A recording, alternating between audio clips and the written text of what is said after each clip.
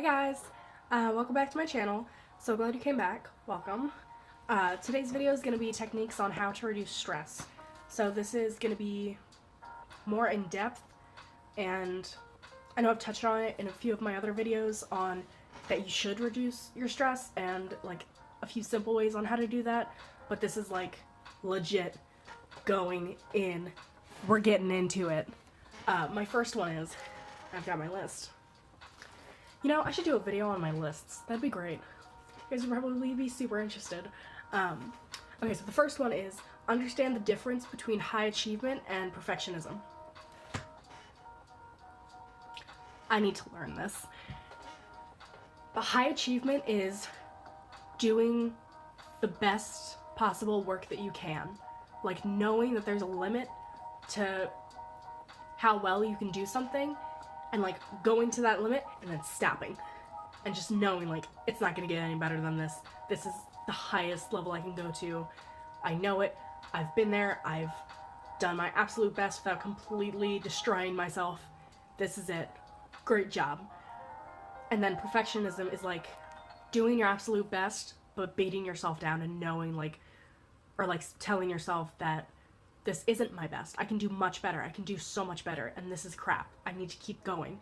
And just kind of like bullying yourself into going further and further than you can handle, you know? And I've definitely been there before where I've done like a project or something, or I've done public speaking, and then I'll like finish and then I'll just tell myself that was complete and utter trash when it was really good. In reality, it was really good. But I'm just telling myself, like, no, like, this little voice in my head, you could have done better. That was not your best. You did horribly. And it's also a symptom of anxiety, you know, second-guessing yourself and pushing yourself to perfectionism, which is really rough. But there's definitely a difference, because a lot of people have said, no, perfectionism is great, you're just trying to be the best person that you can be. And I'm like, no, perfectionism is completely throwing the best that you can be out the window and like saying that's trash, and that like, no, your hard work doesn't matter. You need to do better. It doesn't even factor in like you can do better. Yeah, no, it's like you need to do better because all the things you've done up to now is trash. That's terrible. That is terrible. No, completely different things. High achievement, perfectionism, completely different. So just know that if you're trying your best and if things are preventing you from fully doing your best, like mental health or a certain situation going on in your life, that's okay. You know, you'll get to the point where your best is much better than what you're doing now, maybe. Maybe right now what you're doing is the absolute best you can do, and that's your highest achievement. Good job. You're trying. Great. That's awesome. Another one is finding balance between being a hard worker and having an extreme type A personality. So let's go over type A personality first. That is when a person has, I'm reading off a list because I haven't memorized this, a need for control, aggression, excessive ambition, focus on quantity over quality, an unrealistic sense of urgency, and a lot of other things, but these are like the main ones. So and I know I like to think I used to have a type A personality, that I've like gotten over it. Who knows?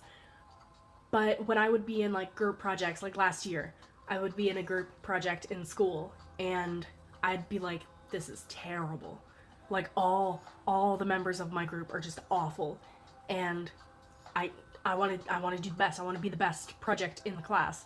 So I would take over and I'd do everybody's work. And I'd be like, we need to get this done. We need to get this done like now because I want to finish before everyone else. That's the sense, the unrealistic sense of urgency. And also the need for control. And it's just like, I don't know. It's really rough having a type A personality, working with somebody with with really rough type A personality. And it just makes it hard on everyone, you know?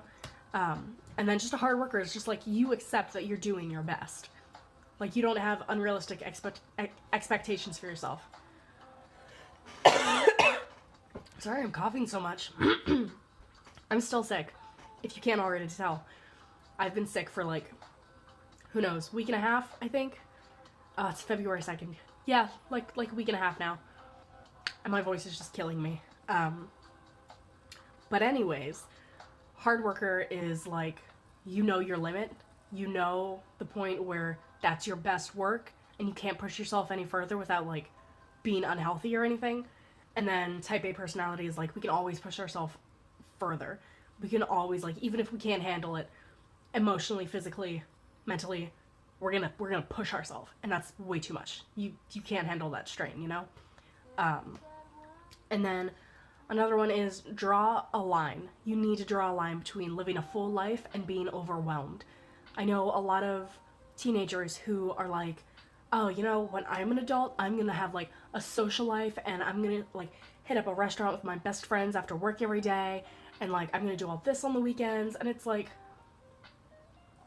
whoa, chill. That's a lot.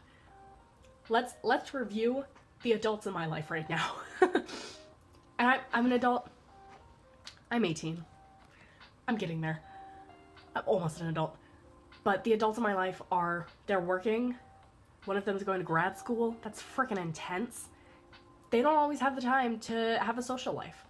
And if they do have extra time, they're either sleeping, which is like understandable as hell, or they're eating food, just taking that time to chill and to eat, or they're doing something nice for themselves, you know? And you need that. You need that chill time to unwind. But a lot of people don't really, I don't know, they get confused between an empty life and a full life and what you should do to have a full life, you know? A full life is like, you're doing things that make you happy. You're happy. You know, you're doing things, but you're not doing too many things. You're not being completely overwhelmed, you know? Whereas, like, just a lot of people have this view of a full life as being, you're doing stuff all the time. Like, you're constantly doing stuff. Your weekends are always full. Like, you're always hanging out with someone. You see your friends regularly and all that. It doesn't have to be like that. And some people can handle that. They can handle constantly moving, constantly doing stuff. That's awesome. I know for a fact that I can't handle that, and that I need social breaks. Like, I can't hang out with one person for an entire day and then like see them again the next day and then the next day. That's my limit. If I hang out with you for one full day, I'll get back to you in like a week or two. Like, that's how I do things. And it's really rough trying to find your limit in a full life and being overwhelmed, you know? And another thing is, emotions have a lot to do with stress. They have a lot to do with stress. So you need to allow yourself to feel emotions, because that's going to really, really help. It's like, I had a really good analogy and then it just left. Damn. I'm so proud of it. Okay. Let's do this. If you bottle up your emotions, say, I'm sad about something, and it sucks, but I'm not going to talk about it or tell anyone or even like talk to myself about it or write it down or anything or do anything about it for like weeks. I am bottling up an emotion, a necessary emotion, an emotion that needs to be let out, you know, occasionally. Not all the time, but like occasionally. I'm going to feel like crap. I'm not letting my body run through its natural responses to things, you know? And that just makes you feel like shit, you know?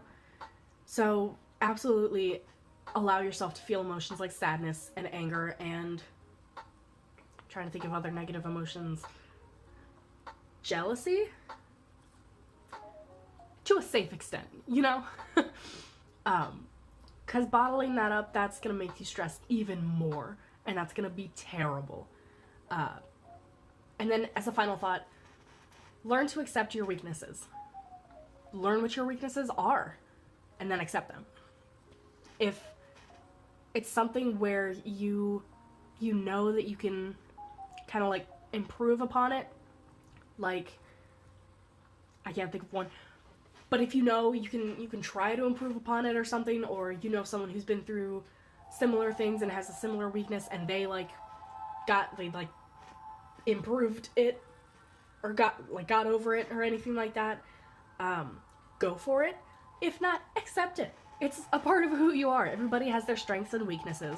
It's a natural thing. Can't do a whole lot about it. Sorry to say. But just don't push yourself too hard. As final thoughts, don't push yourself too far. Okay? Everybody has a limit. Just be sure you know where that limit is, and you're keeping a safe distance from it, you know? I hope you guys got something from this video. I hope you enjoyed. I hope you subscribed and liked this video. Check out the other videos on my channel. Thank you so much for watching. I appreciate you all. Have a great day.